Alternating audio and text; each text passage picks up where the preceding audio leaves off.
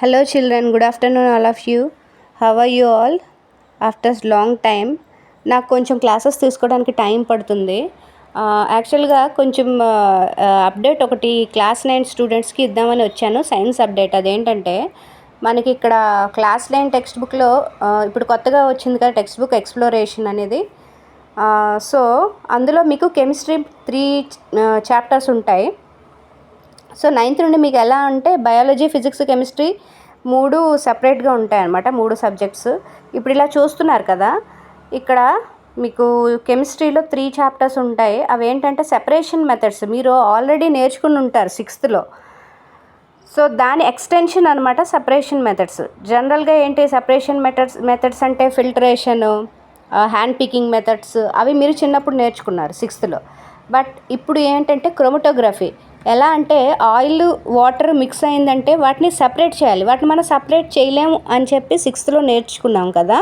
అంటే ఆ standard up to that level మనం నేర్చుకున్నాం.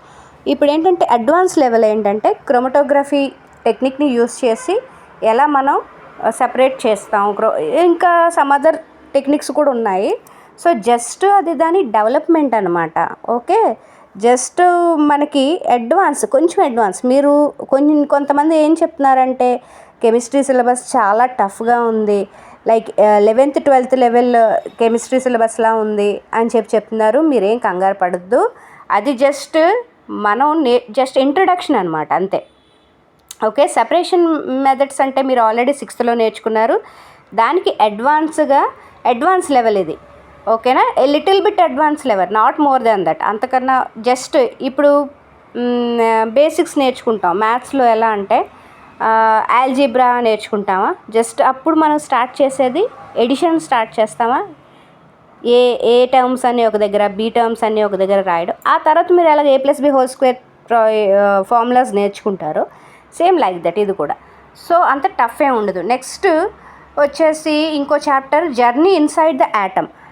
మనం దీని గురించి 7th 8th స్టాండర్డ్లో కూడా నేర్చుకున్నాం. మ్యాటర్.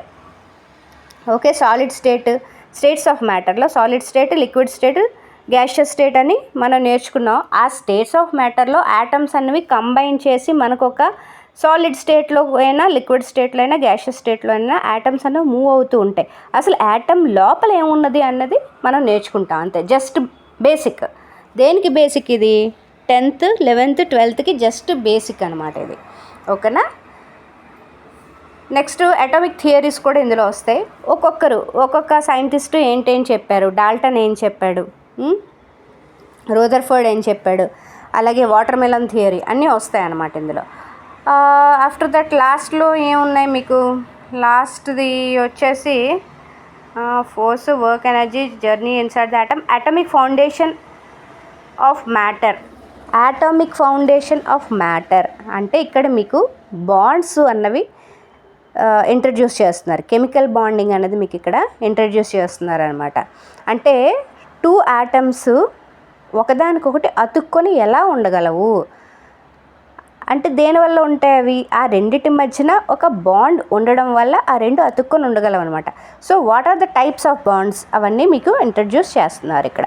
ఓన్లీ ఇంట్రడక్షన్ మాత్రమే, నాట్ అడ్వాన్స్ లెవెల్. ఓకేనా, కంగారు పడకండి. చాలామంది చెప్తున్నారు 11th 12th లెవెల్లో ఉన్నాయి, సమ్ డబల్ బాండ్స్, డే 2 బాండ్స్ అవి ఉన్నాయి అని. అంటే చాలా సింపుల్ అమ్మా. మీరు ఇక్కడ నేర్చుకుంటే you can easily proceed with 11th and 12th chemistry.